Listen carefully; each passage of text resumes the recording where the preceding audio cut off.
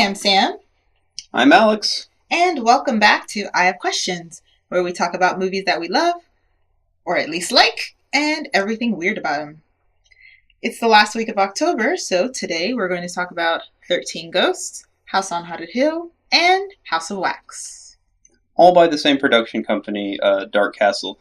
Didn't actually realize it until we had gotten through the second film, and it's like, there's a very common thread in both style and 90s rap music. 90s rap music, or just 90s music in general, because they're big on Marilyn Manson, and don't get me wrong, I'm big on Marilyn Manson, but... He was all the rage in the horror movies back in the day. Him and Rob Zombie. Yeah. Also, we are doing all of the remakes of these movies. All these movies were remakes from the 1950s and 60s. So all with Vincent Price. Yeah. I did watch the old versions, and that was a mistake, because the old versions are better movies. Alright, so let's get started with 13 Ghosts. Spelled Thir13en. Such a pain in the ass to look this up. I appreciate the wiki, at least, having it written properly. But if you're looking for this on Amazon, I had to look it up with stupid 1.3. Or, no, I think we ended up renting it from the Play Store. Yeah, we ended up renting it from the Play Store because... Netflix didn't have it. And Amazon Prime's a dick sometimes. Yeah.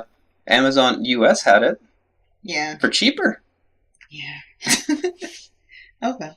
Nothing we can do about it now. Nope. Alright. So, it starts out with the guy who plays Shaggy. Matthew Lillard. I can't think of him as anybody else from Shaggy. I know he's in other movies. Yeah, so it starts out with the ultimate ghost hunting.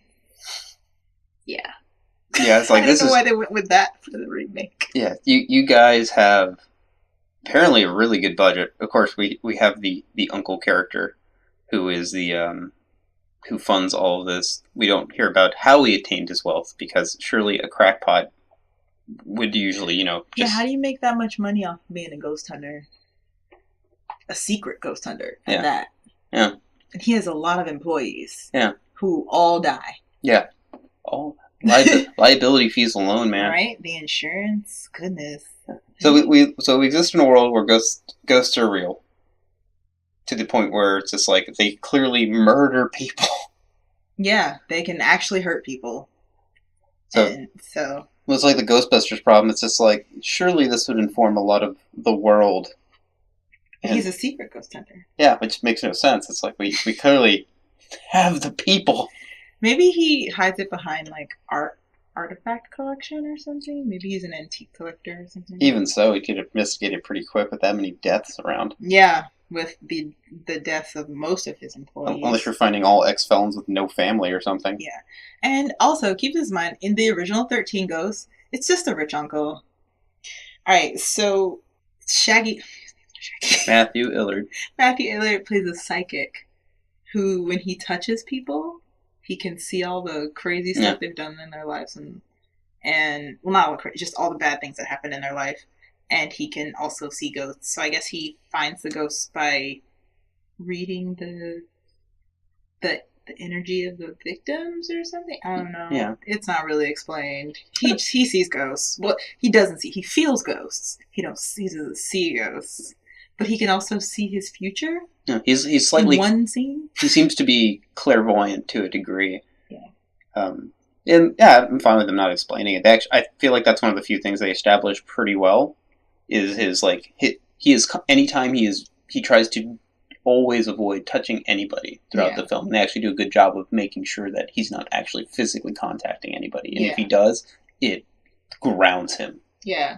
But he's also they very much establish his character being very scatterbrained and dealing with anxiety, and he does drugs.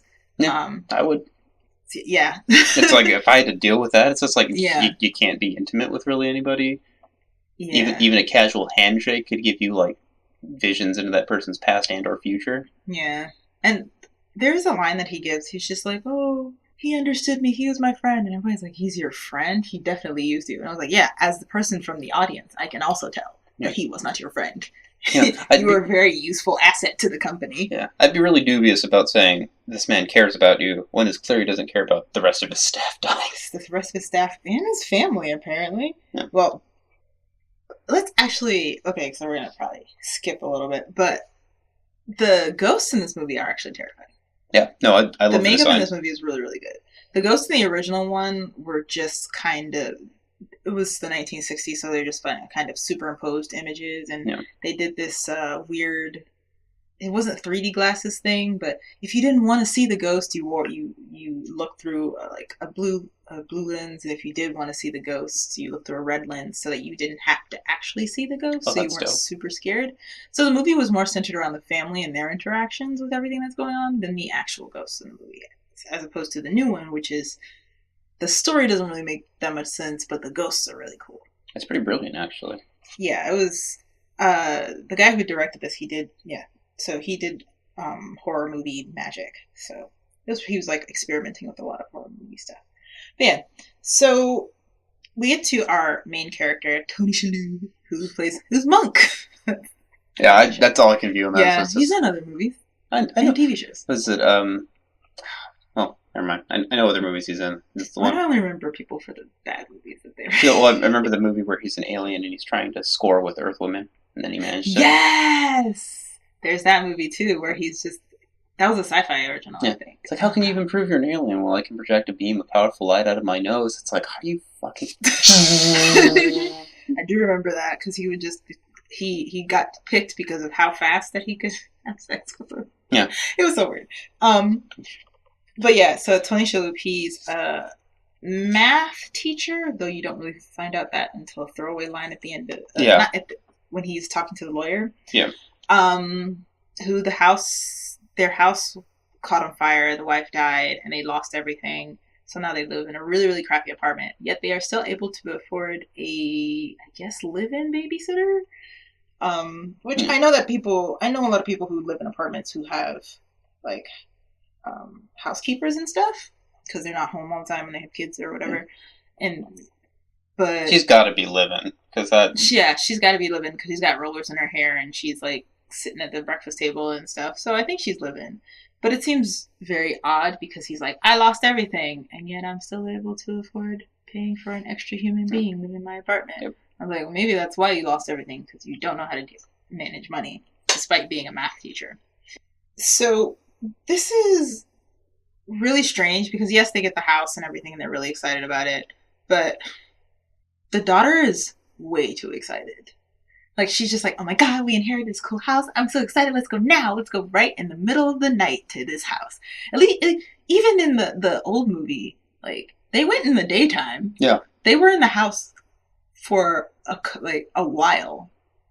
They actually were able to move in and settle in, and then they found out about, like, the whole ghost thing, and, like, the scary portion of the movie, the main plot, happens over the course of one night.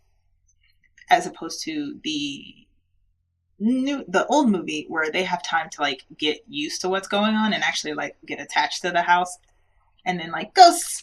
So, and it's very interesting because they keep the lawyer being a bad guy, but they kill the lawyer immediately in the movie. The lawyer dies immediately in the movie, but the lawyer is actually the bad guy in the original movie. Like, he's, like, the murderer and everything. Oh, okay. So, yeah, it's a completely different plot. Like, the uncle is actually a good guy. I think it's really, really strange that they decided to just kill off the lawyer that quickly. I guess because they needed that one gore scene that was really cool. Yeah, I mean, no, the visual aesthetic in this film is great. You mentioned the monster designs. It's like, I think that's part of why I still like this film. Yeah. I mean, that's the whole reason I remembered the whole film, is just because of how cool the ghosts look and, like, the glass elements and stuff. And the stakes are a bit weird. It is. The stakes are obvious once everything's in play, but, like, so there's always the moment of stuff's gotten real. It takes a little bit for me to be convinced. It's like, It takes them way too long to be convinced, in my opinion. Yeah. The minute the house locks down... It's like, that's where it's like, let's get out. That's when I would start freaking out. Like, they're just like, oh, it's not ghosts. I was like, it doesn't matter if it's ghosts or not. This house just locked you in it at night. So even if you survive through this, why would you want to live in a house that mysteriously locks down? Yeah. Not okay. I don't want to live in a place that looks like it should be a museum. Yeah. Like, it seems convoluted as hell, and you know you're going to be stumbling drunk through that one night. Right? And trip and stab yourself on something. But that's the thing with this, I guess, this production company. All the original movies, for 13 Ghosts and House on Haunted Hill, they're actually houses. Like, these are actual houses that people will live in, which makes them kind of unsuspecting when people walk into them. Yeah. And it's not it's foreboding for us, the audience, because we know this is a scary movie, but it's not really foreboding for the people coming into the situation. Like, the tension comes later. Yeah.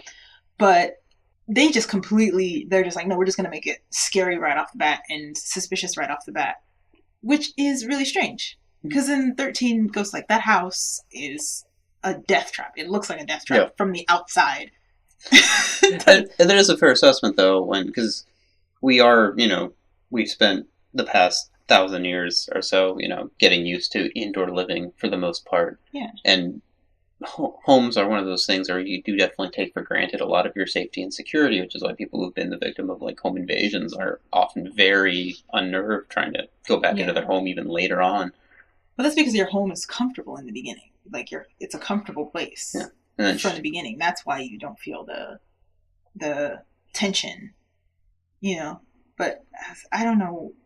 I guess like it looks cool, and all the clockwork and everything plays a role in the movie. Like it doesn't. It's not that there's no point to how weird the house is. It's just I don't know why you would even bother. Actually, even putting that in like that. Considering where it's also located, it's just like you are not going to move out here. You would never move out here. It's too far from everything. So we mentioned the lawyer, and it's like he also, dies immediately. Yeah, immediately. Even though we're like, oh, he's such a smarmy guy. Like he's like, oh, he's probably going to be, messing with them throughout the movie. Nope, dead. Yeah. That's one less thing we have to worry about. Given Cyrus's, lack of empathy for any of his staff, we have our death rights activist in the beginning, who turns out, because she's like, you shouldn't capture the ghost. It's like, it's like slavery. I still don't understand the slavery part she mentioned. It's like what? are you conscripting them to like run a hamster wheel they're as a ghost? They're not doing anything. I mean, not until the end of the movie, but they're not doing anything. Yeah. Unless you found they're a way not working for you. If you found a way to harness the power of afterlife murder rage, great. Yeah, I mean, I understand if you use them as a power source to run the power of your house. Yeah. Then maybe. Yeah. But I don't know. Yeah, it's weird for that part. But we do end up coming back to that character like later on in the film, where apparently she had her death rights activist partner is killed in the initiating scene of the film. Yeah, he says one line that is useful, and then he promptly dies. Yeah. When we meet them again, it's just her because she apparently snuck in the house, and she kind of acts as the the vehicle for the audience to kind of get more of the backstory. Exactly. And then she ends up being betrayed by Cyrus because apparently she was in on it with him. Yeah.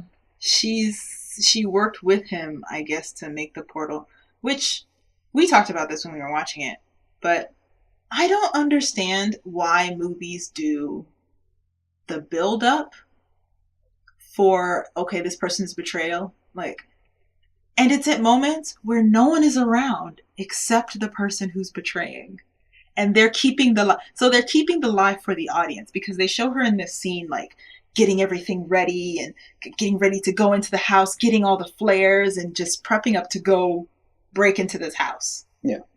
So we're like, oh, she's going to help people. Like, she's going to be the one to shut everything down. Yeah. Which is what's going to throw Cyrus's plan off. Yeah. But she ends up being the bad person. And so many movies do this, because I think I was talking to my friend, Frozen does this too. They have a moment where the guy who turns out to be the bad guy has a moment where no one's around, but he still keeps his good guy face on. And this movie does it too. And I don't know why people do that, and I hate that, because then it's like, okay, the betrayal.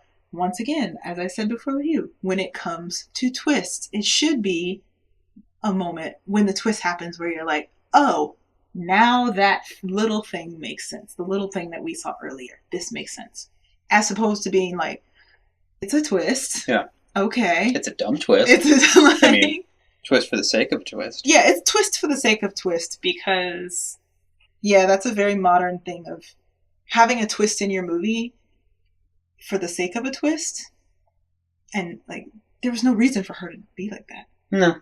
Like, she came in, she gave her explanation, she gave her exposition that we needed, and then she turned out to be a bad guy. She saved the main characters, and she was like, oh, I was keeping him alive until the moment where he needed to be sacrificed. I was like, oh, I didn't realize it was a timing thing. Yeah. Why do we need to see, when no one else is around, them doing the thing that we thought they were doing? Yeah. Like, it doesn't need to be that way. You don't even need that scene.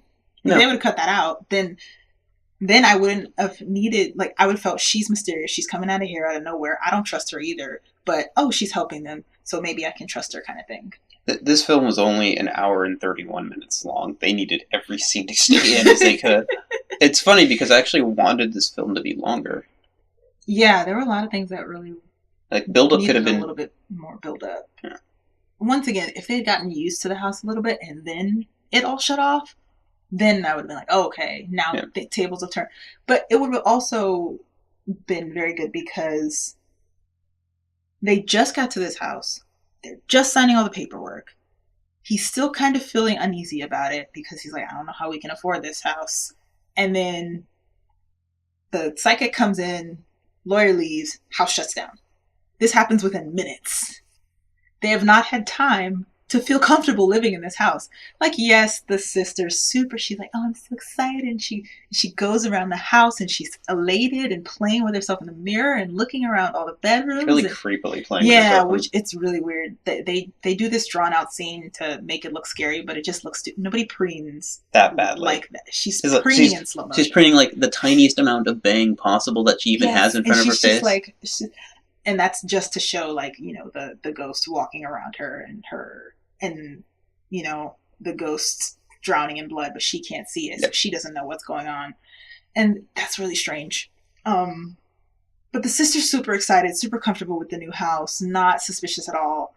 The kid just wants to play, and the babysitter is just here to babysit. So she's here. So she's here to babysit and be around the kid. So naturally, there's no reason for them to be comfortable in this house because they haven't even moved in yet. They just walked in, and then everything starts happening. So that's why I was just like, why don't you feel any tension immediately upon the door shutting, upon all the clockwork moving? And that's why I was like, I don't like that, because we didn't have enough time, or the characters didn't have enough time to get comfortable enough so that when shit starts happening, then it's we don't know what to do. Like, because of the pace and because of the short run time, it definitely affects the pacing. Yeah. It definitely affects the way the film unravels, because it's like it's in such a hurry when it definitely needed a slower boil to be better. It's such a hurry to get to the ghost part. It's like they were like, we took this story and we had actually a perfectly good plot story. We had a perfectly good storyline in the movies, but they took that out because they wanted more time on the ghosts, and then they ended up with very little actual story. It's funny because we have maybe that's also part of the problem of it too. It's just like 13 Ghosts. You're trying to characterize all of them to some degree. Some of it is good visual characterization, which is nice. They name it and they tell us the names of all the ghosts and stuff, and we don't really need that. I think one of them was the Pilgrims or something. Yeah, which we never saw. Yeah. I think that may have been a cut. Like, yeah, that was probably a cut. But we did see the doting mother and the suffering child. But they kept showing that one.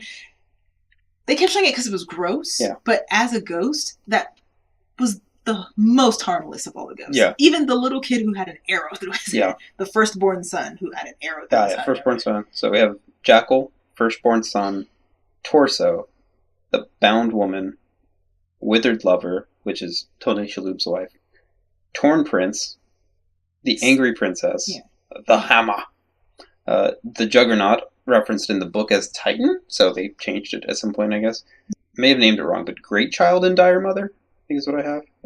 And then the Pilgrims, which appear for like 3 seconds, visually. Yeah. So I think they just needed They needed a 12. They needed a 12. They didn't know what to do. Like, and the only ones that really... Like, the Juggernaut and the Hammer, Yeah. Were the terrifying ones. The princess one, she was scary. Yeah. But she didn't really do anything. The withered lover was the good ghost, the mom. Yeah. Who was trying to help the kid, and the kid was just not listening at all. She's like, run, child. And the kid's like, you guys are playing tricks on me. So, like I said, it skips through the story of the house straight to the ghosts, so we can just get to the scary stuff. It spent a lot of time doing the visual aesthetic on them, so it's like they wanted to show them off as much as possible, and I think... So why not show us the pilgrim? Yeah. Yeah. It's one of those problems. Like any ensemble film that's a one-shot is going to suffer unless you do the point of, like... Yeah. The worst thing they did was name them. Yeah. Honestly, it's like... Because now we're like, oh, what's the stories? But you only gave us the story to one ghost. I was like, I want to know about the black guy who had nails stuck to him all the time, because, like, how'd you capture that one? Yeah. I'm actually... Don't wrong, I'm actually intrigued. I think because the visual design is so striking, and and they create this kind of world for it, but then they do nothing to well establish that. Yeah. Any ensemble piece like this is going to suffer because of that. Yeah. Even in the 1960 movie, they actually categorize the more human-like ghosts. They actually spend time with the ghosts. Because they're being used as, the antagonist portions on there. They're trying not to show them as frequently, but also trying to showcase them at the same time. Mm-hmm. And because of the short runtime, they're in such a rush, they can't give you a good enough feeling for any of them most of the time. Yeah. There's a few they're very in love with. Obviously, the Juggernaut, even though it's just a dude who just has a really, like, deeply sullen face and a jumper on. The Juggernaut is the guy who they captured in the beginning of the movie, yes. Right? Yeah. Who was just... It's like big old really guy. Yeah, he dismembered people in a car. Graveyard? What do they call those places? Scrapyard. Scrapyard, yeah. He dismembered people in the scrapyard. So... But the actual scary one wasn't the Juggernaut or the hammer. The actual scary one was the lady with the trap on her face. Which one was that? The Jackal? The Jackal. Yeah, the Jackal was actually the one who was killing people. Yeah. Messing them up by doing several side swipes, and then... Yeah, she scratched up the daughter's face, which cleared up pretty well. Quickly. Yeah. Faces bleed a lot. It takes a long time for that to clot. Yeah. Dragged the daughter down the hall. I mean, dragged the son down the basement. Oh, maybe. I don't remember. Yeah.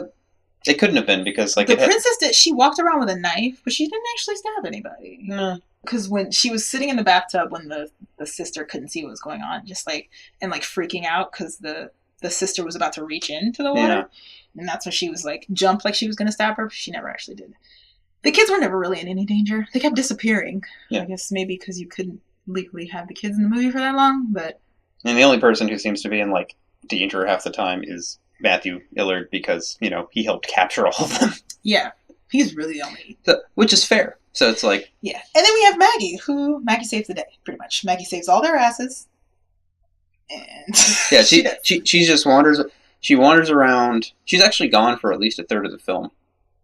Oh, well, no, not a third of it. Maybe a quarter. No, she's not gone. She's in the safest room in the house and not leaving it. I think it's funny though because she does just start like flipping switches. I'm like, I'm cool with that. Well, because she realizes like, okay, some things going on. People are starting to scream, and I'm starting to hear my boss scream, the kids scream, some ghost scream. So I'm just gonna start flipping stuff. Maybe this will open doors or whatever. So once again, Maggie saves the day. Black woman saves the day. Woo-hoo. Raw digger. Her name is Raw Digger. Which I never... I guess she's a rapper. I assume as 90s, much. But yeah. And... The book... So I want to go back to the betrayal lady. Kalina. Kalina lies to the family because of course she betrayed them, so she wants them to... Oh, well, whatever. Anyway.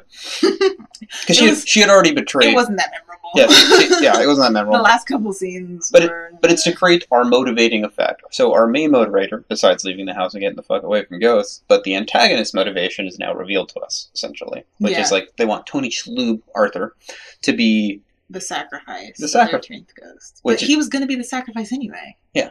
Well, they want him to intentionally do it. He's going to do it anyway. Yeah. Before Before he involved himself. Yeah, like, if his family's in danger, he's probably going to try and... Yeah, he's gonna do it for his kids. But then they revealed it. I guess that was the weird thing. I feel like Cyrus did a early reveal. Like, if Cyrus had waited, he would have killed himself for the... Like, he would have jumped in and killed himself for the kids immediately. Cyrus didn't need to stand there. Yeah. Hoping that he thought that his uncle's ghost was just there. And then Arthur just slowly takes off the glasses like, you son of a bitch. Yeah. And actually, you, like, whispered this after he did, like, the realization of it, of, like, that's smart. When he has a moment where he counts all the ghosts. And it's 12. And Cyrus is standing there, so he's like, wait. Why the fuck are you here? And why are you here if there's only supposed to... And that's how he fixed it out. And I was like, yes, that is very smart. Yeah. Because in the old movie, Cyrus the uncle is one of the 12 ghosts. So that's how, like, he's like, yeah, he's definitely dead in the old movie. There's no reveal or anything like that. And I think that was smart how he did it. Like I said, I was very much like, why'd you reveal yourself like this so quickly? You could have just let everything happen and then stepped out. Like, I understand it's just like, so we can have this moment of him realizing, like, there's no need for it. And also, keep this in mind, the psychic was dead already. And the psychic had already sacrificed himself to save Arthur. Yeah. So he could have been the 13th ghost. I mean, he doesn't know him well enough to be considered. No, but he does. He's like... It has to be true. He's like, like... Pure love. No, but even then, it's not... It's not pure love. It's a pure sacrifice. It's supposed to be. It's supposed to be either love, sacrifice, or pure sacrifice. But what it is the psychic sacrifices himself. He knows that there's only space for one person behind the glass. So he puts Arthur behind it, tells him, you need to go save your kids. Time for me to actually do something good with my life. And then he lets himself die so that Arthur can get away. So that could have been the 13th ghost. They just wanted that moment for Arthur. Yeah, for Arthur and for Dennis to feel so we could feel bad for Dennis. But I mean, we already kind of felt bad for Dennis. So the purpose... Like, there was never a moment where I hated Dennis. I felt bad for him the whole movie. Oh yeah, no, he's his character's a very tragic one. That is like part of it you feel sorry for him, part of it's like, you were a right bastard. It's like, I'm surprised you believed he was your friend though. But not really. I mean, but after not being able to get close to any human beings and someone finding out like, oh, you're a psychic and you can see my life and like see that I can see these ghosts and you still hang around me. Like, if he was doing this all this life, this might be his first friend. Yeah. So the first person he thinks is his friend. So you'll accept anything. You latch on like that. So that, yeah, exactly. You'll accept anything. That's fair. So the machine that Arthur ends up jumping into to try and save his family. The purpose of it was... What? to see the present, past, present, and future. So it requires 12 angry ghosts, and then the 13th ghost being a sacrifice done out of love or something, or pure sacrifice, whatever. How's he supposed to do that? Yeah, it's like they never really said how he was supposed to sacrifice. And the stake is kind of dumb because it's just like, yes, you put his family in mortal danger by putting him in the center of it, but it doesn't seem like there's a threat to them. They're pretty safe in where they're sitting. Yeah, I mean, they can't get out. They can't get out, and there doesn't seem to be like a perfect place for Arthur to like sacrifice himself. There's no place for him to really do it. There's a place for him to stand as a ghost because it has the empty one as 13. It has the empty one as 13, but it doesn't really say like, is he supposed to use a sacrificial knife? Is he supposed to say something? Or is it, like, what is it? Why? How? You didn't explain. Use that time. Establish some... to explain.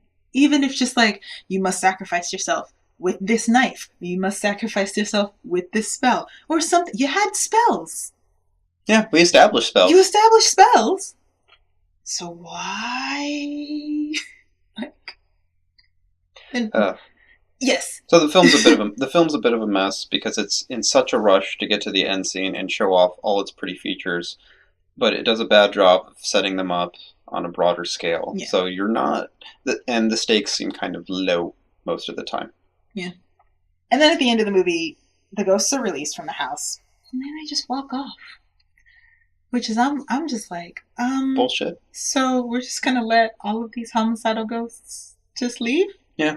If they had shown them like floating up to the air, like, oh, they've been released, so they want to pass on. No, they just walk into the woods. Matthew Lillard's a ghost. Kill things. Yeah, no kidding. Because they were definitely killing things before. Oh yeah, because murders so many people. Yeah, because at least in the old movie, not all of they can't interact, can they? They can interact. Oh, then they can interact, but they feel more like the being trapped in the house for them. Like, because the 13th ghost is just supposed to release them from the house. That's why they want someone. Yeah. They want the 13th person to die so they can get out of the house. There's no like spell or open up hell or something. They're just like, I just want to be released from this house. Well, the spell from hell thing was the lie that Kalina tells them to get Tony to sacrifice himself. Yeah, but the spell from hell was what Cyrus wanted. No, so that was the lie. Oh, what did Cyrus want? So the portal, it's supposed to be able to see the past, present, and future. Oh, but Kalina tells them that it's a portal to hell. It's a portal to hell, and the only way to close it is with a sacrifice. Oh, okay. Because that completely went. It happened so fast. Yeah, it's like again setup, delivery. It's kind of a muddled mess. I only remember because I've seen this film multiple times because I like the visual aesthetic. 3 times. Yeah, we should. Full disclosure, Alex and I are not good with scary movies. No, I mean honestly, the films we ended up seeing were not really. Scary. That's why the films we end up watching were that scary. We're wimps. We'll do.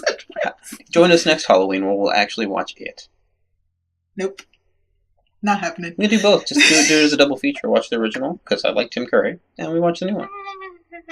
I'll be here. We'll do it in like 6 in the morning when the sun's come up. Yeah. So we have the whole day to avoid all the sewers. Also keep in mind that every time after we watch these movies, I had to walk home in the pitch black darkness back to my house. It's like, don't die. See you next time. See you tomorrow for the next movie. Immediate Discord message upon getting in. I'm home. I'm alive. I didn't get kidnapped. Alright, final thoughts about the movie? Final thoughts, for me. Obviously, old one's better. For me. Establishes a better story. New one has better, graphics and effect, and they spend all their money on the effects. And I liked it at the time. I thought it was scary at the time, because I didn't really do scary movies, and it was pretty scary for me. But watching again, it wasn't really scary. I don't do scary movies either, so I liked it for its design, if nothing else. I said the plot is muddy, but we at least got some cool visuals. So I mean, it's got that going for it. Isn't that really the most important thing about her? Right? No. All right, so we're gonna take a break, and when we come back, we'll talk about House on why can I not say that word? House on Haunted Hill. There we go.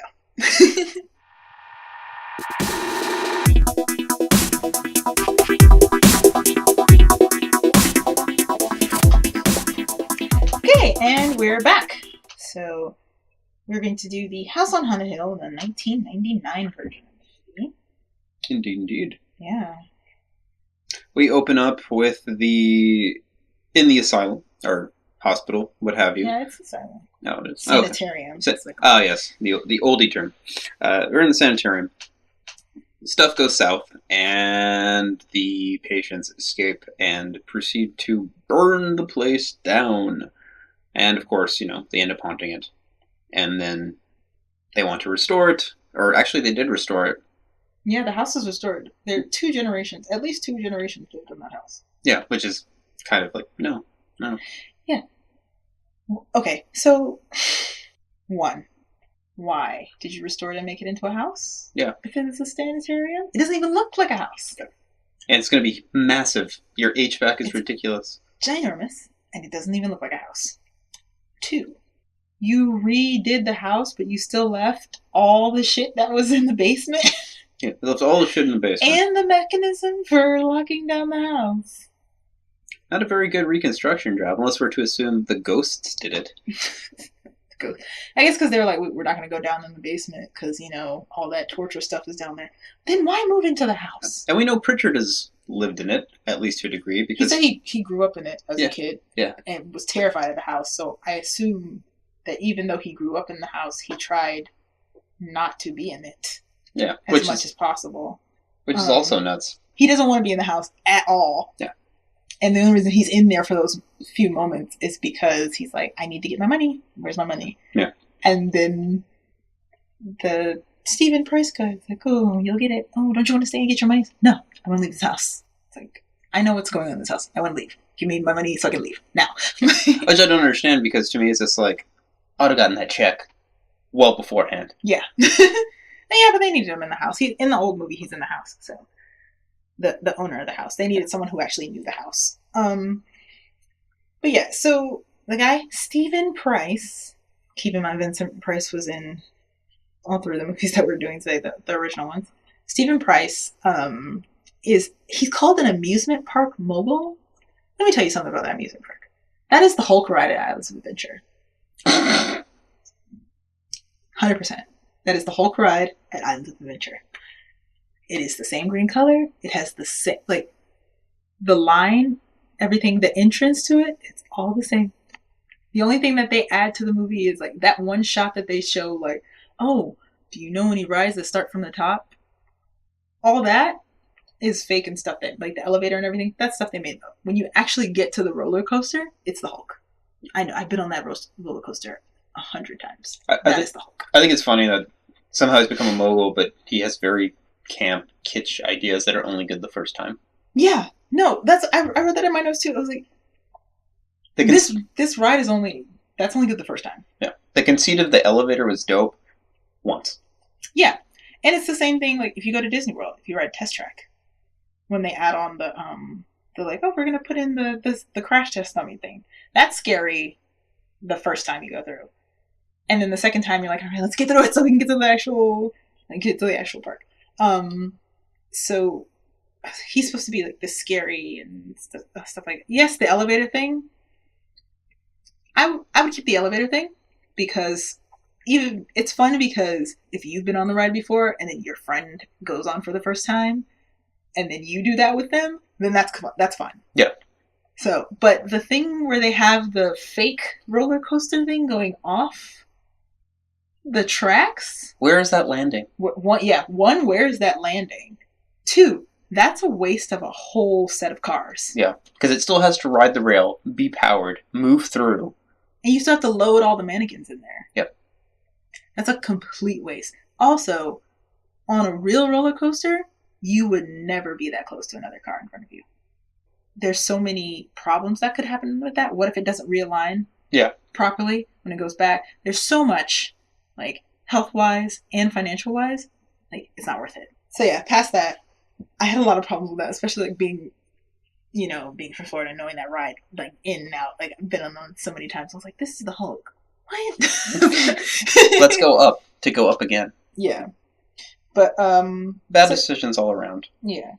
And then we had the wife who, she sees the sanatorium that was burned down. Yeah. And redone. Because I guess she hates her husband, which I really don't. Why did they do that trope so much? Of, like, the rich couple that actually hates each other and wants to kill each other kind of thing. That seems really stupid. It's cheaper to get a divorce. Yeah. You're rich, and if you're that rich and is his fourth wife, he has a prenup. Yeah. So, I don't understand. I guess maybe he kind of gets off on, like, the fact that she's trying to kill him. I don't know. And it's just like, he's kind of into her, but at the same time, he's just like, oh, I totally, like, oh, if I was actually going to kill people, you'd be the first one on my list. Okay. I'm going to do it with this many witnesses? No. Yeah. I was like, also, he's not wrong. Yeah. But because they have and it's a vessel during the main portions of the film, mm-hmm. to keep them at each other and always kind of doubting each other to that degree. But at the same time, it's just like, you would have gotten divorced well before any of this could have even happened. Like, I understand it's so that they don't believe that anything's real because they feel the other person is doing it, but it doesn't really make any sense because she's not the one who really pulls the jokes or does the lying or anything. So why would he think that? Why would he think that she's doing it? He's the elaborate ruse one? I understand why she doesn't believe it's going on because he's had multiple parties where he does stuff like this before, but it doesn't make any sense why she would suddenly have this ability. Yeah. So she just hates him and he hates her, and I was like, okay, well, you could have killed him in his sleep a long time ago if that's what it was. And I think Price should have also been a bit more dubious about it, or a bit more. Probably should have been a bit more suspicious about it once the gates closed. And the operator that's behind the scenes that he's, paying to do all the other spooky he thinks shit. that she does it. He thinks that she set something up to finally get back at him or something, to finally... Because he thinks that she invited the people, but he removed... She had 2 pages worth of people in her birthday list. And then he changed it to 5 people who I guess were maybe her old friends who were like money grubbing or whatever. Well, and then the list got changed again. On the computer, it says inter-office mail. So it seemed to be people that he worked with. Yeah. So people from the company or whatever who would do this for money. But then it got changed by the ghosts. Which doesn't make any my sense. Eyes rolled so hard. That was in the back of my skull. So when all these people show up who he doesn't know and stuff starts happening, he's like, what the fuck? Like, this is not a part of any of the plans. What are you guys doing in my house? Which is, like, it's not his house, but, what are you guys doing at my party? Which, that's fair. All these people who you didn't invite showed up. And now bad things are happening. People are getting hurt and killed, and you're locked in this house. First thing you're going to think is, one of those 5 people who I didn't invite did it. And it's just, they play it up so much that it's just like, okay, this is ridiculous. Like, okay, have you guys actually tried to kill each other multiple times? Because that's what you're acting like that. And if that's the case, you should have gotten divorced a long time ago. And the ghosts apparently are gunsmiths because they can put real bullets in guns that were supposedly loaded with blanks originally. The guns were loaded with blanks and then welded at the bottom. So how did they do that? Yeah. Magic, movie magic. The ghosts are capable of quite a lot of things. They're capable of impersonating human beings, and hacking computers, loading guns that are unloadable. Yeah. And supposed to be, technically, I think they were supposed to look fake. I think they were supposed to be fake guns because he said blanks, but like if they're welded shut or something, like okay, why would you do that to real guns? Like, I understand you're a millionaire, but that seems excessive and stupid. As opposed to the excessive stupidness of the roller coaster. Yeah, but that was for us. that wasn't for the movie. So when all this stuff starts happening, he does once again the same thing that I have to say from the first movie. There's not a lot of build up and not a lot of time to get comfortable in things, so that when shit starts happening, it's scarier for the main characters, because the main characters are already on edge the moment they get to the house. They're pretending they're not on edge. Oh. They're being all cool and calm and like, oh, we don't believe in ghosts, and except we should be really suspicious about the owner of the house being fucking terrified. And the glass that nearly murdered somebody. Yeah, the glass that nearly murdered someone, the owner of the house being terrified to be in here, wanting to leave as soon as possible, and then all the gates locking down. Yeah. And we're not shitting our pants. Why? So... The shit's got real moment takes a bit longer in this one. It's a little bit more... It's a bit better established. Immediately, though. Well, no, it's funny because like some of them are still like doubting even after seeing Stephen Fry's. Stephen Fry thinks it's still like part of his wife's game. The whole video camera thing, which is only something that Stephen knows is happening. So once again, why aren't the main characters more scared of like what's happening and more on edge of what's happening? Because I'm going to be completely honest. If I had to walk into a house, first of all, I wouldn't be walking into the house. Like, $1 million is not worth it. Especially if they were like, oh, if you can survive the night and live through it. I'd be like, well, fuck that. Because, like, if I don't die, whatever's going to kill me in this house, a heart attack probably will. So, they should be on edge the whole time. And they're not. I guess because Pritchard is so on edge and so crazy, and they're all looking at him like, oh, what's the problem with you? Here's the thing. In real life, when someone is edgy and scary like that, you subconsciously get scared. Even if nothing is really going on. Like, that's just like a crowd mentality thing. If people start running for their life, some people will be like, oh, I wonder what they're running from. But most other people would start running too. Before, like, if you see a couple of people who are like, run and belting it, you're going to start running. It doesn't matter what you see. For the same reason, like, Pritchard's so terrified and so scared of what's going on, and he's the only person who knows this house. And you realize, oh, why is he so jumpy? Oh, I wonder why. Oh, this ghost house that he grew up in, that he's terrified of being in. Huh. Pish posh. It's just an old house that actually is a sanitarium that was never fully renovated. Yeah. What It's like, yes, we renovated everything except the basement. It's like, why did you even keep it? Why didn't you just fill the whole fucking thing with concrete? Yeah. So you're gonna have to rewire the place to begin with anyway. Exactly. All that because you have all that electricity going into the basement. What? So yeah. So yeah, obviously when the house shuts down, Pritchard's freaking out, trying to get drunk, which is fair, because he's like, "We're gonna die here. I might as well just raid the entire booze cabinet." Yeah, that's fair. Because once you see that puddle of blood and somebody, and the girl got pulled away, and you're just like, "Well, that's the end of that." Yeah. Just gonna stay upstairs where all the lights are, and the couches, and the entrance to the house. Just wait. Just wait this one out. Sorry, guys. She's lost to the house. Not going back downstairs. No, I wouldn't touch it again. That's just like, I can understand Price being doubtful because, he thinks his wife's trying to kill him. Maybe do something to put him on edge. But all the other characters should have just been like, fuck that. We're not going down there again. Price's disbelief. And, the reason when he starts believing, when he sees that the engineer that he brought with him has his skull pulled out of his face. Yeah. That's understandable because he's used to doing this spooky stuff. So obviously this stuff is not going to scare him because this is what he does all the time. Yeah. And then when his engineer dies, then he starts freaking out. And people are like, where did, everyone else is like, where did this come from? You were so calm and collected. Once again, another moment when I'm like, this is the sign. This is when you start paying attention to other human behaviors. Pritchard's been terrified this whole time. And now all of a sudden, Steven is terrified. Something's going on. Yeah. And he just flips a switch and he's terrified. He's like, I'm seeing this guy walk around. Who the fuck is he? Like, all right, tell me the truth. Did my wife pay you all to come here and do all this stuff? Which is fair. Like, he planned this whole party. He planned this whole thing. And then things are not going the way he expected. So he's a little bit angry. But then his engineer dies, and now he's terrified. So that arc makes sense. Everyone else's, not so much. So his wife decides to fake her own death, which, if we established his house is turncoat crazy and is going to fuck you up, why didn't the house just let her die? Yeah. Like, what? So she's apparently having an affair with the good doctor. She goes to fake her own death. The doctor's in on it.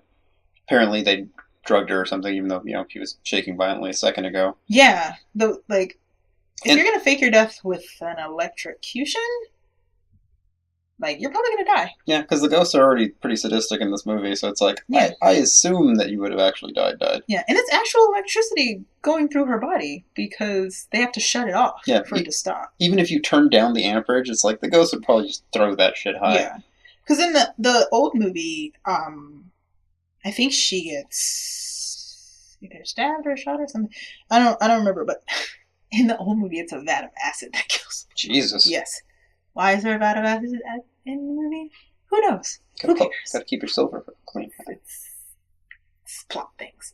But yeah, obviously, the whole faking your death thing, that really didn't make any sense. Oh no! In the original movie, she hangs herself. She fakes a hanging. She pretends, so she uses a harness to make it look like she's hung from the ceiling, which is a common fake your death thing in movies. So why did they go from that to electrocution when they could have just used the hanging thing from the whole movie? Well, you can tell once again this studio is taking the barest of the plot and then just her characterization though wouldn't do well for hanging. I mean, but they could still do the ghosts did it. So I don't feel these films are even close to being homages, though. They're not. So it's they're not homages. They're just taking the name and the barest of the plot. Yeah, and I'm fine with that. I'm fine with them putting their own spin on something on there. But they're also taking out most of the things in the story that make sense. We all can't do the shitty Spike Lee shot for shot remake of Old Boy, and then do nothing with it. Wait, Spike Lee did the new one? I've never seen the new Old Boy. You don't need to. It doesn't need to exist. Okay. Sorry, I've never seen it, so I don't know. But yeah, so I don't have a problem with remake. I don't even have a problem with taking the barest of the plot and then making a new thing. But I do have a problem with is your really badly written characters. Yeah. And a really badly written plot. Yeah, the bad portion of her character is just like, why does she feel the need to kill the Doctor immediately afterwards? Yeah. Oh yeah, she killed him because she wanted to be able to pin it On him. on Stephen. Yeah. She wanted to be able to pin it on the husband that, oh, he started killing everyone, so... And then get somebody else to do the dirty work for her. Yeah. Out of, like, fear. So she frames him up, apparently decapitates the Doctor, leaves his head outside of the zoetrope. Yeah. Or on the zoetrope little viewing portal so you can see his head. Completely, the body falls out. I'm impressed she was able to prop up a body into the interior of something that only opens outwards. Yeah. Anyway. And, of course, the other characters who went down to the basement again to check on this. For the third time. Are like, oh my god, this guy's gone nuts. And, of course, Sarah ends up being freaked out enough to then end up shooting Price, naturally, because it's just like because he's covered in blood, because that's what Evelyn did. Coated Stephen in blood to make him think that, he was like, I don't know what's going on. He just came out of, the machine, so he's like tripping balls still or whatever. Mm-hmm. And then he gets shot. At least we're led to believe he gets shot, and he's apparently faking. And then naturally, for some reason, Evelyn decides to come out just to gloat over a corpse. Yeah. And somehow Stephen managed to keep his eyes open in his fake death for more than a minute. Yeah, it's like, if you're going to fake die, usually you want to close your eyes afterwards. Yeah. That was Because I could see you breathing in every scene. Yeah. After the death. Apparently, bulletproof vest, apparently. Yeah, he's wearing a bulletproof vest, which, I mean, if you give people guns. Yeah. But he said it's blanks, so... He doesn't trust his wife. Honestly, with that kind of wife, yeah, I would wear a bulletproof vest 24/7 with her around. Because she's fucking crazy. Aim for the head. Yeah, nobody ever does. So, immediately following up, after this fake death, Stephen's like, okay, fine, you want me to kill you? Want to kill me? I'm gonna kill you after all. Yeah. And so they get into a tussle, and ends up throwing her through the foreshadowed door that was shown to us earlier in the film. The darkness. Yeah, where the darkness resides. This? I believe in a thing called love. Not that darkness. Yeah, you can't even blame it on, oh, that's the thing from the old movie. No, that's something they made up. Yeah. So you would think someone would make a better name. Yeah. So the Rorschach inkblot test that ends up being the legion of ghosts that is infesting the place. Yeah, because we can't be bothered to actually design anything. Yeah, the overlay looks really bad. Yeah. I liked the conceit of like the leeches that were like bubbling up through the ground. Yeah, coming that up. was pretty cool. I think it's weird though that less than a minute ago he seemed to be fine with killing her, and now that she looks like she's in mortal danger with some weird entity. Yeah. He's trying to save her. So. Yeah, now, like Stephen wasn't completely freaked out before, now he's totally freaked out. Yeah. I mean, yeah, that's piss your pants freak out right there. Yeah, body gets engulfed into ash and absorbed into the house. Yeah. This ends up stirring the others because they're busy trying to create a fulcrum and open the door, which probably would have been the plan to continue immediately as soon as it started prying open the door a little bit, because it's like, oh, yeah, the ghosts aren't holding it down enough to do that. Neither is weight. So if you can form a proper fulcrum, you can open the thing. Yeah. You dumb idiot. And they give up on that one. They're like, no, there's a way out in the attic. Sure. And where they run to. Yeah. So they're all trying to outrun it. Chris Kattan, or Pritchard. He gets swallowed by it, right? Yeah, because he pushes... Oh no, he opens the door... To let them out. To let Price out. Because remember, he's trying to come up from the stairs. Yeah, so he actually opens the door to save Price. But, I mean, to be fair, you still gotta get your money. Well, they thought he was dead. Yeah. Because he had just, been shot a moment ago. Yeah. And then he gets swallowed by the darkness, which it's... Once again, when it comes to these moments, that's when you're just like, damn, I felt bad for this character the whole movie. Yeah. And now he dies. But he gets a redeeming thing after he's dead as a ghost. Which is the same thing that happened in 13 Ghosts. Yeah. A redeeming thing where the character didn't need to be redeemed. No. he just goes out of his way to save them, and it's like, so the other ghosts that are inhabiting the Legion of Ghosts seem to be on board with what the other ghosts are doing. because they keep showing faces of the other people who died. Yeah. And they all seem to think as one. And yet, Pritchard's ghost can just fuck off out of the cluster. Well, because he's not one of the... Because he didn't die out of malice or anything like that. Like, all the souls in the house, I think all the ghosts in the house are... we're giving it too much credit, but still. But they were all insane asylum patients and the people who worked there. And then Pritchard, who's not really... He just lived there. So...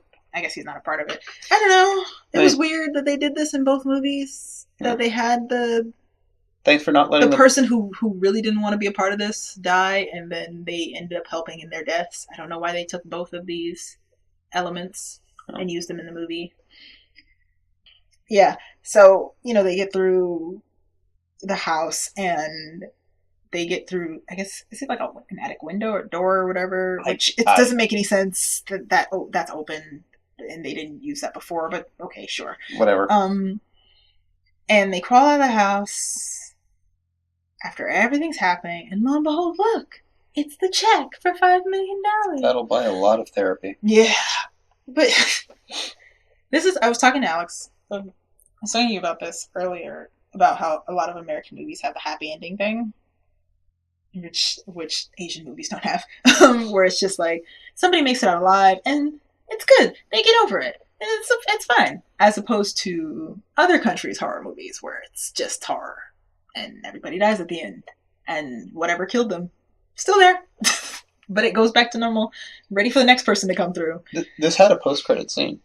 Oh god, yeah, the post-credit scene, which is them, Evelyn and Price being tortured. Yeah, for some reason by the darkness, the souls that are stuck into the darkness. I guess what? Are the doctors helping? Are they not fighting? Or... Yeah, I don't know. Okay, but if Evelyn and Steven are the ones being tortured, what about Melissa and the doctor and Pritchett? Yeah. What?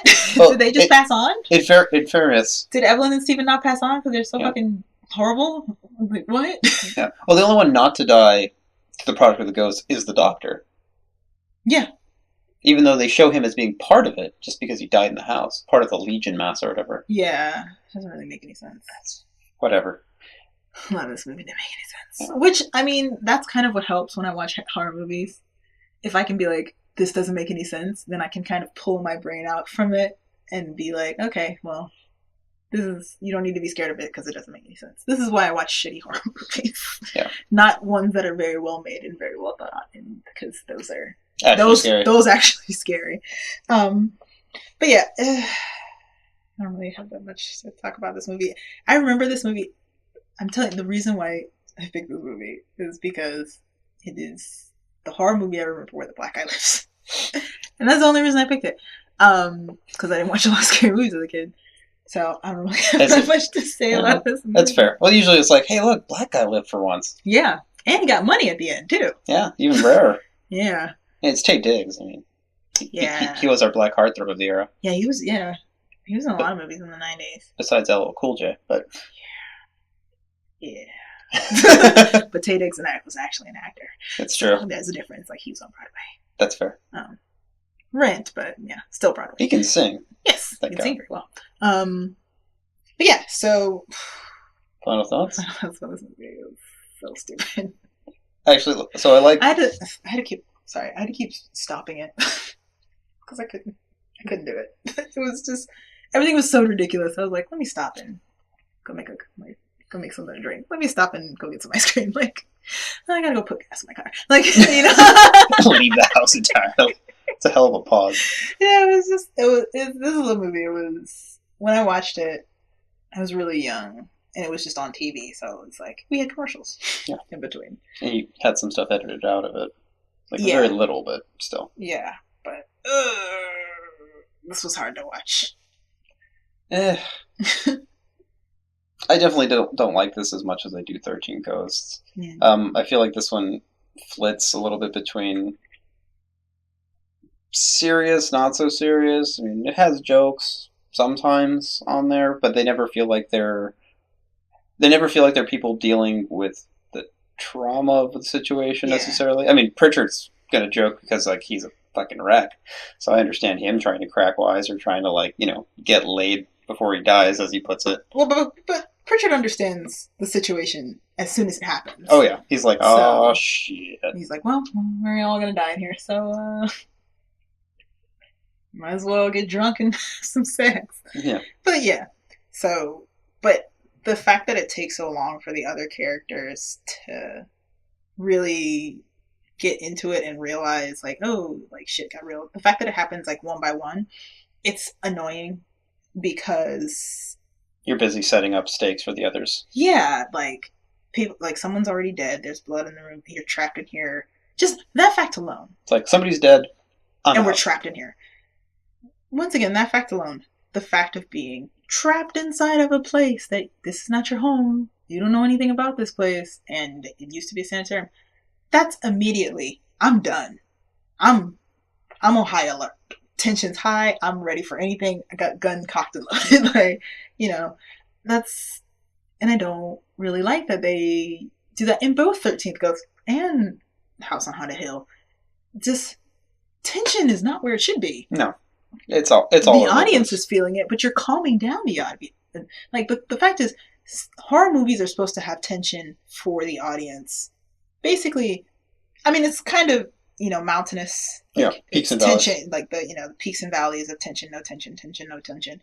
But the fact that the main characters don't feel any tension, that the valleys are a lot wider for the audience. We stop feeling tension because the characters don't feel tension. Yeah. So the cinematography doesn't lend itself to create tension either. So because it's very basic. Yeah, the way it's filmed, the cuts and all that stuff, we don't really feel tension either. Yeah. Because the way the movie is cut, the way the characters are written, the fact that even though we are seeing all this crazy stuff happening, people aren't reacting to it in the way that normal human beings would. So we can't build that tension to be scared. So I guess that's why it's like I didn't find this really scary enough to, actually feel scared about it and remember it being scary. I mean, at least kind of remember 13 Ghosts being scary. Yeah. But I don't really remember this being scary because of, the long valleys of no tension and the weirdness of the characters and how comically unbelievable all the people are. Yeah. So, yeah. Oh. Okay. Yeah. All right. We're gonna take a break, and then we will see you for our final movie, House of Wax.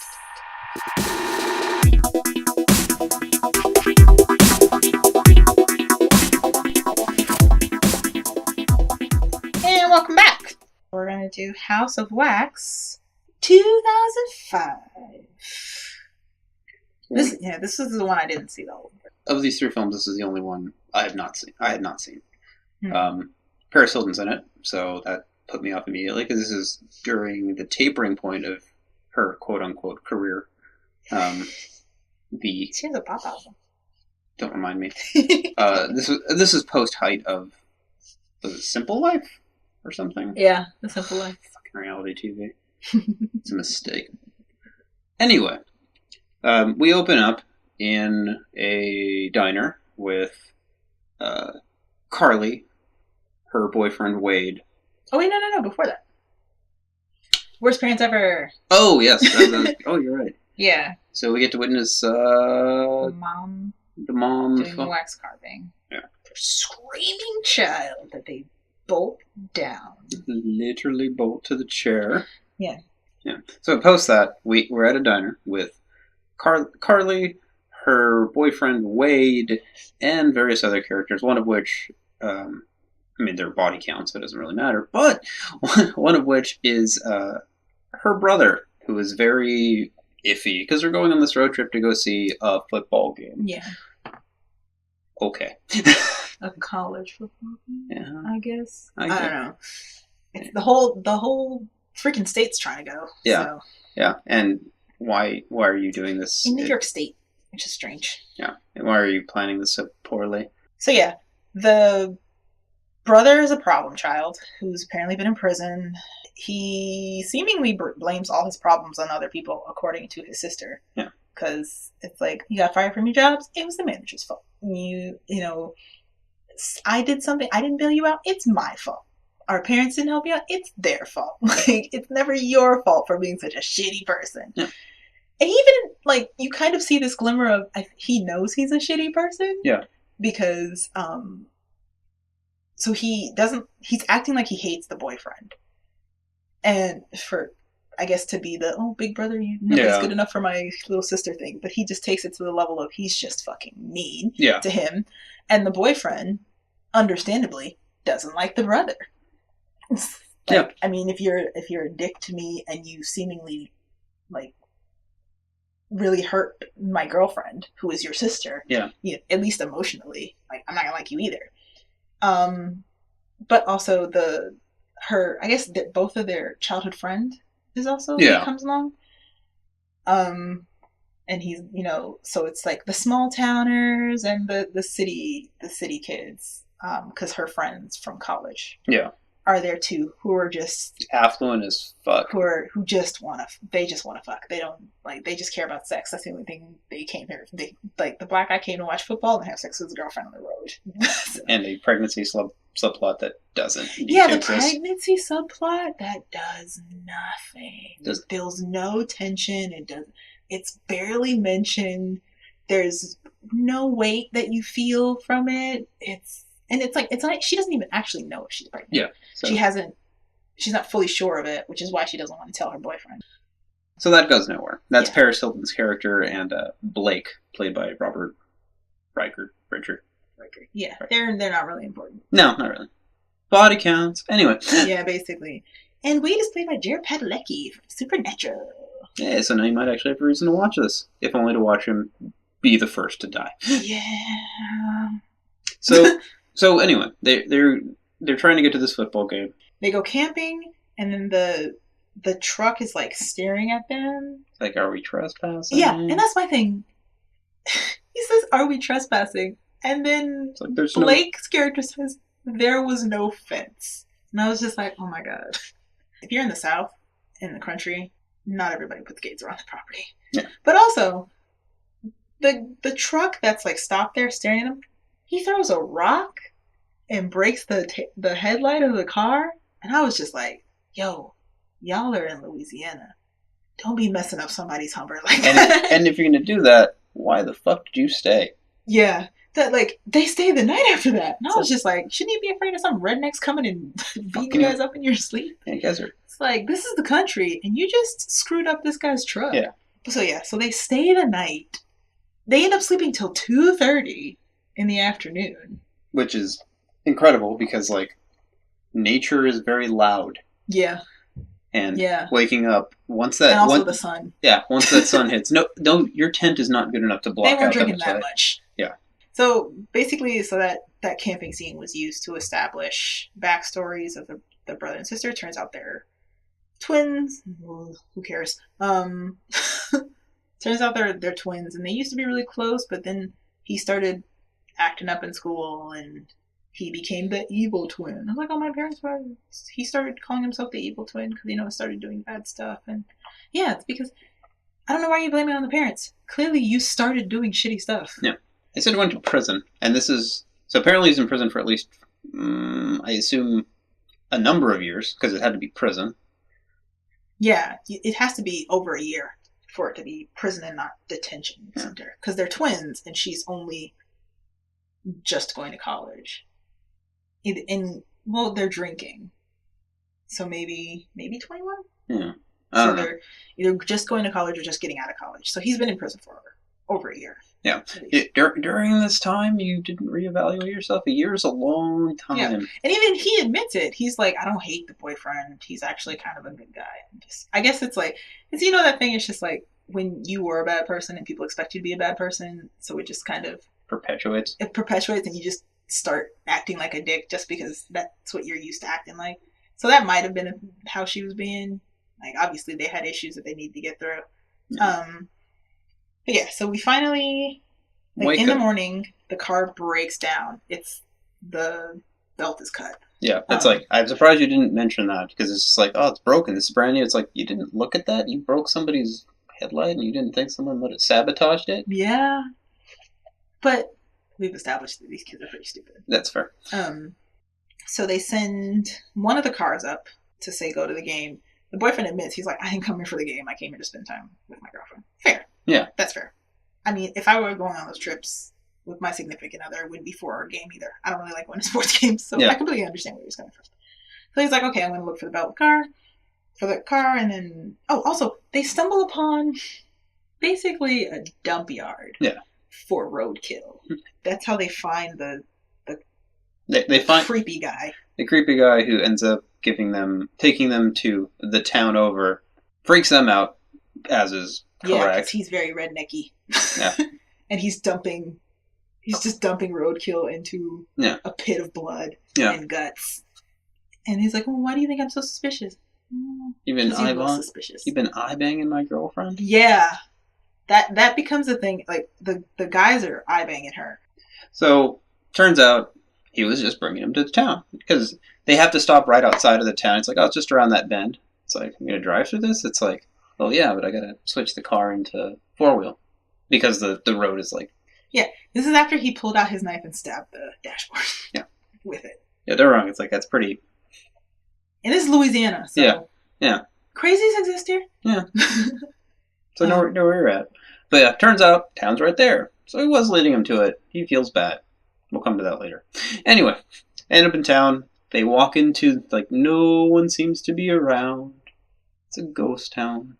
And it's like, oh, we're going to the church. Oh, there's actually people in here. One dude turns around. Turns out it's a funeral. And they walk out. And then he just, like, the guy who walks out treats them like shit. It's like, and I was just like, I mean, to be fair, there's nobody in the town, and that was the only place they could hear things from. Yeah. So, yeah, he's going to walk in. They probably just thought they were going to walk in on service. Yeah, not a funeral. Yeah.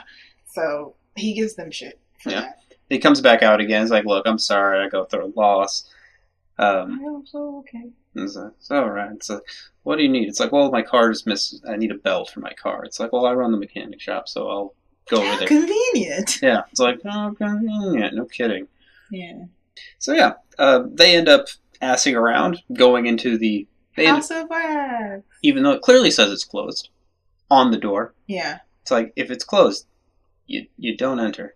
Which, when we learn about this town, why bother saying it's closed? That's true. But even still, it's just like, there's no reason for me to enter. It's like, and most of the decisions from Wade are born out of just being an inconsiderate prick. Yeah. Because it's like in the beginning of the movie, you're like, okay, I understand your behavior. Reasonable suspicion. Why you're asking this way. But then when it gets to the House of Wax portion, he's also really excited to go see this House of Wax too, which I don't understand. It's just a side road freak show or whatever. So then they go into the museum. He was super excited about seeing all this stuff. Then he starts touching stuff. He starts to pretend to burn something. It's like, really? Yeah. So he pretends to burn things. He picks up they both pick up a bunch of stuff. He plays on the piano, which is foreshadowing, but still, like, that's not how you're supposed to be in a museum, especially in a museum that you kind of just trespassed in. Yeah. So, what? Yeah. Then he starts becoming a dick because, it's the 90s and early 2000s, so of course the male characters are going to be dicks. Yeah. And, of course, it's also so we can, feel fine that he, is the first to beef it in the beginning. Yeah. So, yeah, then, we end up just cutting back to kill time to the other characters as they're stuck in traffic. Yeah, and be like, we're going to turn back. Yeah. And go back. And I was like, you guys are on the highway. How exactly are you going to turn back? Yeah, an hour later. And not be stuck in traffic? It's very, very strange. Yeah. So, back in town. They're now waiting at the gas station for the guy to come out as the mechanic. And then he's like, oh, and also, they just went into the gas station and started searching through stuff, trying to find the belt. And once again, not your property.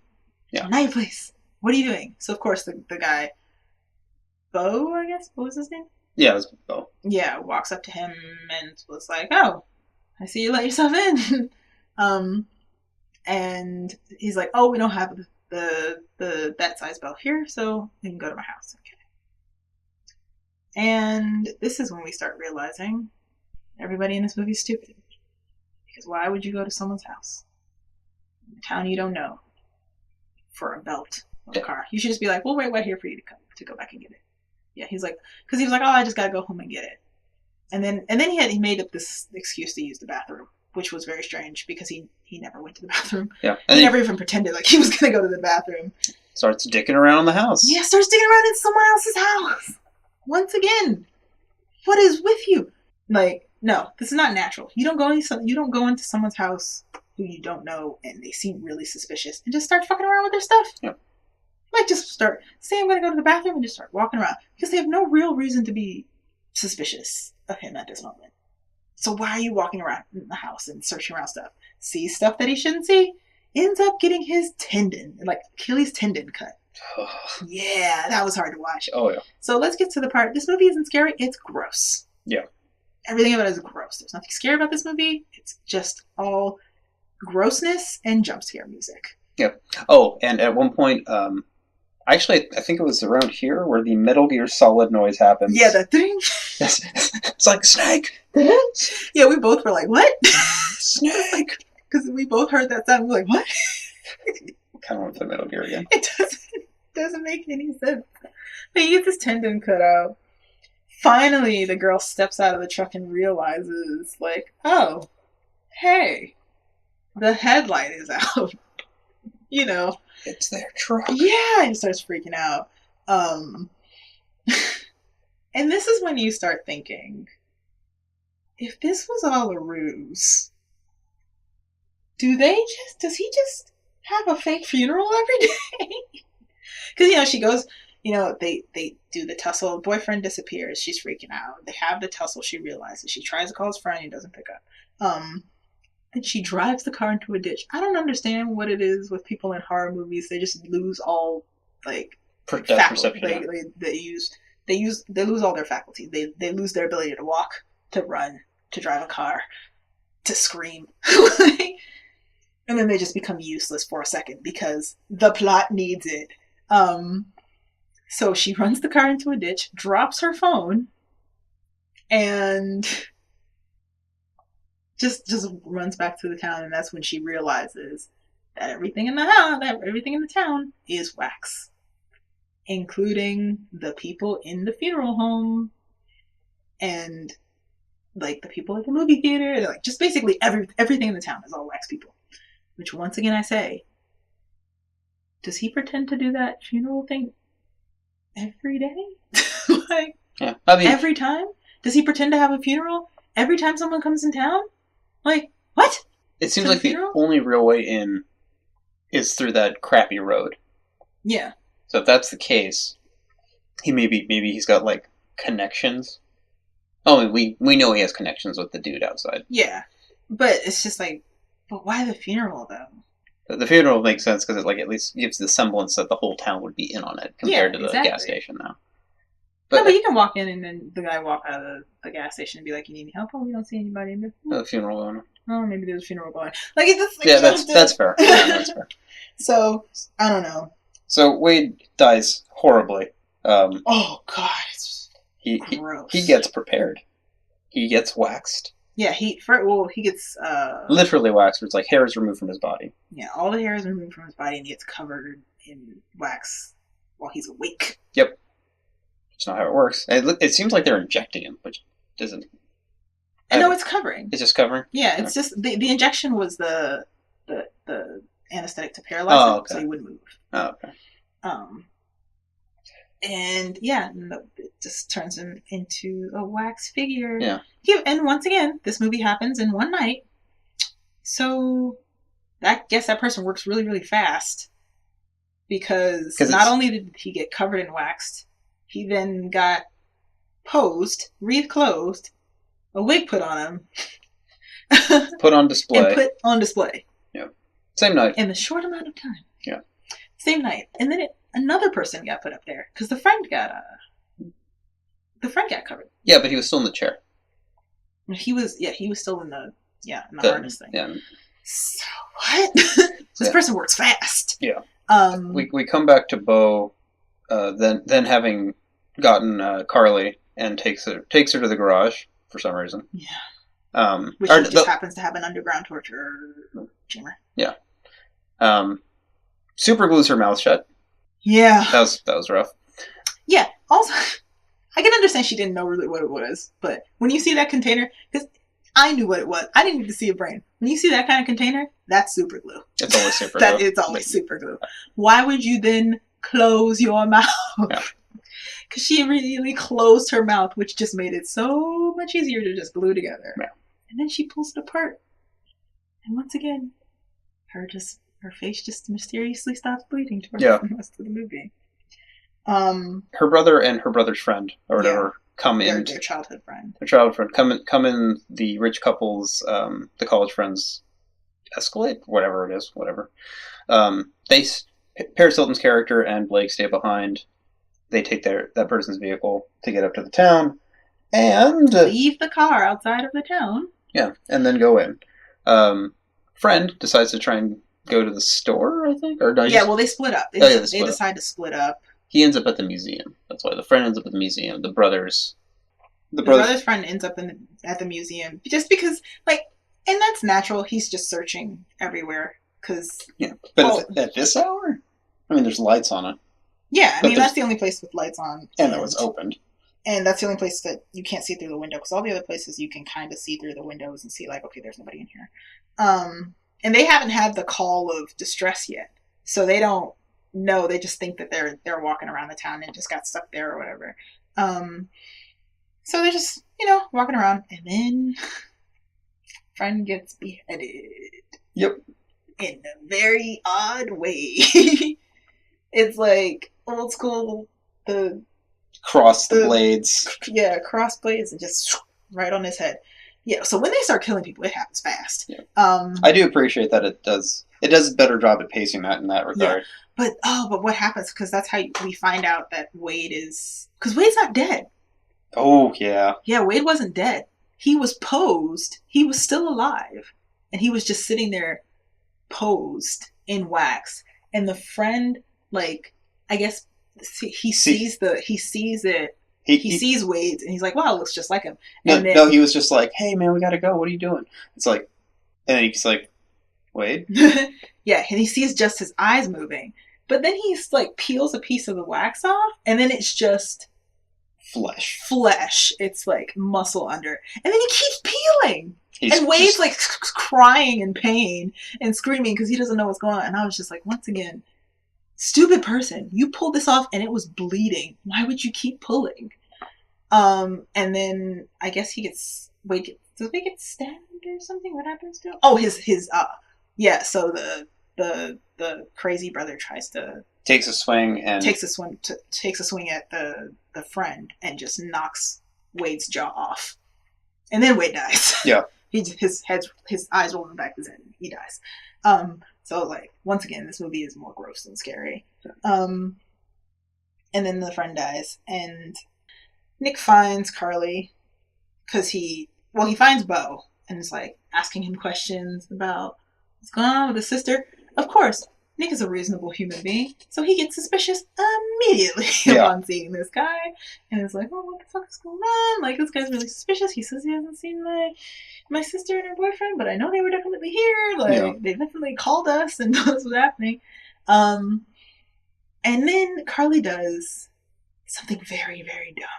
She reaches her finger through the grate that Bo is literally standing on. Yeah. And then looks away. Because she's looking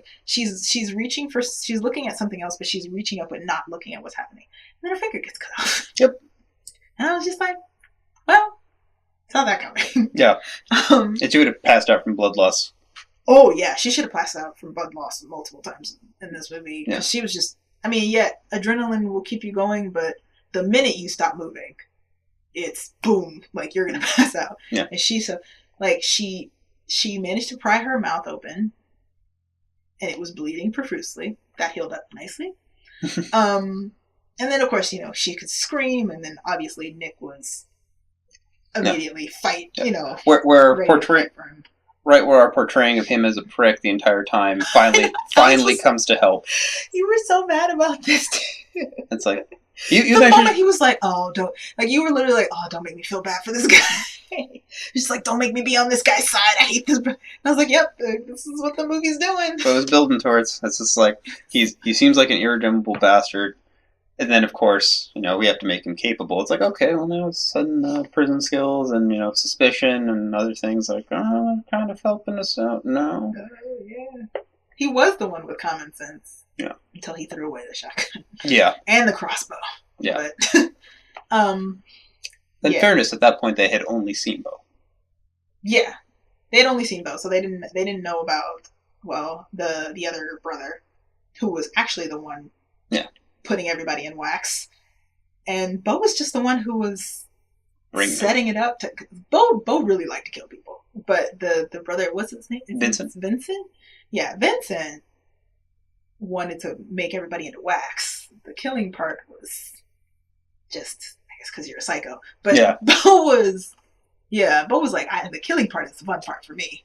And Vincent's like the turning them into wax. That's what I love.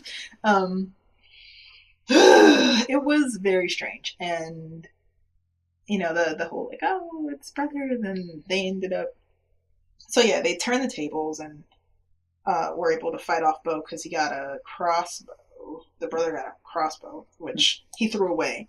Which I'm assuming because he didn't have any more arrows. But that's me giving the movie the benefit of the doubt. Yeah. He had no reason to throw away that crossbow or the shotgun. They seemingly killed Bo. Come on. You would have seen him breathing. Yeah, he was. Yeah, he was definitely breathing. So that was really strange. And then they go back to the house. No, because they're trying to find Wade at this point now. Yeah, they're trying to find Wade, which I'm like, I mean, as quickly as Bo tried to kill you, Wade's dead. Which I find it very funny because they never went back into the wax house. Yeah. Well, they had no reason to believe it was. Yeah, they had no reason to believe, but they would have seen it immediately. Yeah. So the friend, the childhood friend, is already dead. We cut back. Wade's dead. Yeah. Well, because we cut back to Paris Hilton and her boyfriend, who first of all, took all night to start banging because he was immediately like, "You guys need to go because I'm gonna have sex with my girlfriend." So you would think they just started banging immediately, but no. Then we had a very long strip scene for Paris Hilton. I don't know. We don't know if this was before or after the sex tape, but it was really long and drawn out, and I was just like, "This seems inappropriate for what's going on in the rest of this movie." Yeah. And then I guess the music gets cut off. Yeah, and then so the boyfriend goes outside. It's like, hold up, baby. Let me go take care of the music. I don't know what's going on. Yeah, when she's like, I have something to tell you. It's really important. He's like, let me check the music. What? This motherfucker. So he goes outside, checks the music, sees the phone, checks the messages, realizes, oh shit, something's happening in town. Immediately gets killed. Yeah. She's tucking herself in, and after a while, she's like, someone comes to the flap, and it's like, you're not my boyfriend, essentially, and then books it, and of course he's doing the smart thing, like books it, and sees him bleeding out. Yeah. So it sucks because it's like, oh, we actually had some time to establish these characters, and they died so quickly. Yeah, good job at least. Yeah, Paris Hilton I was actually kind of rooting for her because she was like, shit's going down, I need to run, I need to hide, I need to get out of here, and she actually gets pretty close to leaving, and then gets impaled. Yep. By the very same pole she managed to knock the other dude in the face with. Yeah. To knock Vincent in the face with. Yeah. So it goes. And Vincent is apparently filming with the camcorder. Yeah, Vincent starts filming with the camcorder, which is very weird because it doesn't. Yeah. It only really helps in that. They take the camcorder at the end of the movie, but it doesn't, show. Like, it didn't need to exist. Yeah. It doesn't add anything or take anything away from the plot. Yeah. And we go back to the House of Wax. So she finds out that they were conjoined twins when she goes to Bo and Vincent's house. She finds out that they were conjoined twins, and that's how she finds out that there's two. Yeah. Bo returns. Yeah. And pulls an arrow out of pulls the arrow out of his arm, but doesn't take off the arrowhead before he does it. Yeah, so he pulls the fletching pulls the fletching part out. What? Yeah. You apparently... That's not how you do that. You're smart enough to cut the second one, but not the first one. He cuts the second one, but also leaves it in there. Because Well, I mean, honestly, you could have bled out in either one, so it's like, I don't understand. Yeah, both of them you could bled out either This is where you need a partner. And when when Vincent comes in, and his face had been, damaged from Paris Hilton. Yeah, his wax mask got damaged. I assumed he was turning on the candle to seal Beau's wounds. Oh, really? Yeah, that's what I assumed. He was using the candle to reshape his mask. So it's just like, but your brother would bleed out otherwise. I don't think he cares. Ugh, anyway. He doesn't really care. Vincent doesn't strike me as someone who cares about his brother. That's fair. Because Beau's calling him a freak, and I was like, but that's your conjoined twin. You should be a little bit nicer to him. Yeah. He calls him a freak, but he's like, oh, but I still love you, I'm sorry. And I was just like, I think Beau's just using you to have an excuse to kill people, but he doesn't really need an excuse to kill people. Yeah.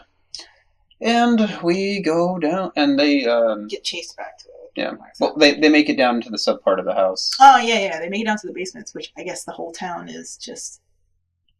Was Beau an electrical engineer? Yeah, because the whole town's... all the electricity in the town is covered by this one section under their house, or somewhere between the wax house and their house. Well, it's a straight tunnel. I'd forgotten about this actually. Because when Nick steals the gun, the crossbow, he sees a sign. We briefly get an image of a sign that says "Town of Wax." Oh, okay. So it was wired. So it could have been when the parents were still around. Oh, maybe the whole town was wax, because there's the mechanism of the person who's looking through the window to make it seem like there's someone in the town. But that didn't happen very often, which is why it's very odd, because when she actually sees that it's fake, the person's opening the window every minute. Yeah. So maybe it's a sensor. Maybe a sensor. But she was so far away the first time it happened. Doesn't make any sense. It's just one of those we tricked you kind of things for the audience and the main characters, but also very unnecessary. Yeah. I mean, I understand that's a way to trick people coming into the town to thinking that the town has people in it. It's just they're really it's really weird. It's just a weird small town. They don't come outside. So that's understandable. But when they go back to it and it's opening and closing, it seems very strange. Then the fight happens. They go under and see the giant tankard of wax of the fire. And then set the place on fire. Which is very strange, because you should have... I don't. Which one is the worst and best of degree burns? Is it first degree burns? First degree is the first layer. Second degree burns to the nerves. Third degree is past nerves. Yeah. So he should at least have some kind of first degree burns, because that fire is huge and he's in a very close proximity to it. So he should be, at least his mask that he's wearing is wax. Why hasn't that melted? The ambient heat alone. Yeah, exactly. That I thought that was really, really strange. Apparently we have our final battle scene throughout the museum. Which is melting, because the whole building's with wax, which seems stupid because the sun exists. Yeah, the sun exists, and it's just apparently there's also no internal support structure besides the wax. It just melts completely. Yeah. It's whatever. How does that work? That's not how wax works. Yeah. The sun would have melted that. I've left crayons in a car and they've been just completely destroyed. The heat buildup in there, because there's no way there's in Louisiana. Yeah. That sun's fucking burning. There's no way there's an air conditioning unit in that fucking museum either. The heat buildup in there alone would be melted all the time. Exactly. And 2 people cannot maintain that much wax. Exactly. So final fight, they kill Beau, and then Vincent's I gotta defend my brother. Vincent's fight lasts about 30 seconds. Yeah. Because he's not the fighter. Beau's the killer. Which is strange, because he's quite capable of killing people. Yeah. But when it comes to that fight, he's very useless. And also Carly's kind of useless too. Yeah. Well, she pulls the knife out of Nick that Beau stabbed into him, and then uses the knife to stab Vincent. That was actually kind of badass. Yeah. I really like that part. And then Vincent falls straight onto his brother because we go back to the conjoined twin thing. Because the wax babies end up being cut in half. Yeah, pushed together and then cut in half. And then when they died, because they fell on each other and they were both covered in wax. So then finally day breaks. The cops show up. And the wax is solidified. Imagine that. And they can't get to the bodies because everything I feel like the wax would have melted. I feel like the wax would have cooled a lot faster once it hit that much road in general. Just like pouring out. Like the heat alone. Like that kind of travel distance, it's like it wouldn't still be wax. Yeah. So then they obviously the police coming and they were like, we wouldn't even know you guys were here if it wasn't for the smoke. Like that's how far away from this place is from civilization and from GPSs. So I was like, well, so then the police does another reveal then twist and it's just like, there weren't 2 brothers, there were 3. We go past the Lester, the guy who gave him the ride to the town to begin with. Yeah, the creepy guy who's playing with the dog that is in maybe 3 scenes. Yeah. Is the only thing that connects the 3 of them. Yeah. And I mean, I knew it. Obviously. I didn't know he was a brother, but I definitely knew, like, he knows what's going on in the town because he keeps driving them there. Yeah. And the whole town is wax. So he's like, oh, I've been in this town tons of times. Okay, so you're in on it, is what you're saying. And obviously he's the one that lures people to the town. And I'm guessing, so going back to the first scene, if Bo is the one that's tied down, is the brother the one that's sitting at the table? Because that would mean he's older. No, they were twins. Well, yeah, because there's the conjoined twins. So yeah, but we don't get an image of Lester. We get an image. There's 2 kids. Yeah, one in the house. Yeah, but the high chairs. He says they had 3 kids. Maybe he's just the police officer says they had 3 kids, not 2. So is Lester the older brother that's sitting at the table?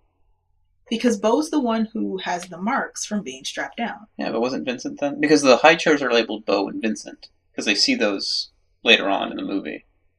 Yeah, later in the movie that we see the. But we only see 2 high chairs. We never see the third. But there's a kid sitting at the table. Was there? Yeah, that's the other kid that we see. Oh, okay. And he's like, "Oh yeah, don't worry about your brother." Blah blah blah. So there's another kid sitting at the table who's quiet the whole time, and then there's the kid who's crying and screaming that they have to tie down. So is Lester the kid that's sitting there? Because it would make sense that implies 3 kids at the table. Yeah. There was 3 kids at the table because there's 2 in high chairs. One's screaming, one's not screaming. Was there a 3rd kid at the table? I guess so. I don't recall a 3rd kid at the table. I don't remember, but I do remember. I thought it was really weird that Bo is the one that's screaming. If Vincent's the one with the messed up face and the mental problems. Vincent seems like the one with the mental issues, and Vincent is the one with the messed up face. So why is Bo the one who's like screaming like he's an autistic child? Movie, why did you do this? Yeah, there was no the build up for that. Yeah, the build up and the reveal for it was stupid. And when the girl looked at his arm, she was like, "Oh, looks, he has scars on his arm. That's so weird," and started getting really scared about it. And I was like, "But you don't have any reason to be afraid. You don't know what happened in his childhood." Yeah. Something she could have just been playing around as a kid and have a scar now. Yeah. What? I don't know if they showed straps on the high chair later on. I know they showed in the beginning, but anyway. All right. Well, this is really long. Yeah. So, final thoughts? Definitely does a better job of pacing compared to the previous 2 films. Yeah. Its shit got real moment is. It's fine that it's partitioned between various people, but we're actually because they're all separated. They're all separated. Yeah. For the whole time, so that's fair. It makes sense compared to the other ones where they're constantly around one another, seeing the same information, and then they're all, some of them are bettered out than others. Yeah. So the reveals and the stakes for each individual person are well laid out, and they come in quicker. They're high. This movie wasn't shy about killing off people. 13 Ghosts, 1 person died. Really. Well, 1 person that we knew. The assistant died. And that was really weird. Matthew Eller died, and then various betrayals and people we don't care about. Yeah. And House on Haunted Hill, 3 out of the 5? 3 out of the 5. Died. Everyone except Taye Diggs. Yeah, everyone except Taye Diggs and the girl who wasn't supposed to be in there anyway. Yeah. They died. But in this one, it was just like kill after kill after kill. And then it was, only Carly and Nick who were the only characters that were really fleshed out. Besides Wade, who we were supposed to really care about, but Then ended the way they framed him, we didn't like him anymore. Yeah. And then he got killed. Which was weird framing, because it's like, we like him, we like him, we like him, we want you to hate him, we want you to hate him, we want you to hate him, and now he's dead. And now we don't feel bad about him being there. Yeah. And, you know, Paris Hilton's character and her boyfriend, who we kind of cared about because of the whole, like, pregnancy test. Do anything with that. Probably the only reason they did it, so we can kind of try and empathize. But I forgot about the pregnancy. I mean, until you mentioned it again. Fair enough. I completely forgot that she was pregnant. Potentially pregnant. Yeah, potentially pregnant. Yeah. But yeah, it seems like the stakes get higher, you know, for each movie. But I think, no, we didn't watch it in order. House on Haunted Hill was 1999 and 13 Ghosts was 2001. 2003? No, 2001. You're right. Yeah. 2001. So, House on Haunted Hill, obviously, like, the first movie that they worked on, so it wasn't very good at all. No. 13 Ghosts, they kind of were working on the story, but they were like, nope, we're going to focus on the graphics.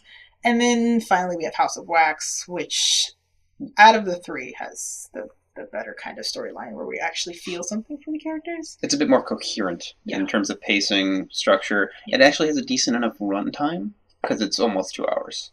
And not exactly filled with nonsense. Mostly nonsensical stuff. The other ones are racing to the finish. Like, as soon as they can get their set pieces up, they are really anxious to get them shown and try and establish them in, but they have so little time to do it that they feel rushed. House of Wax has enough time, and it has enough runtime, and its individual oh shit got real moments for the individual characters are well paced because the characters are separated. So it does a good job in that regard.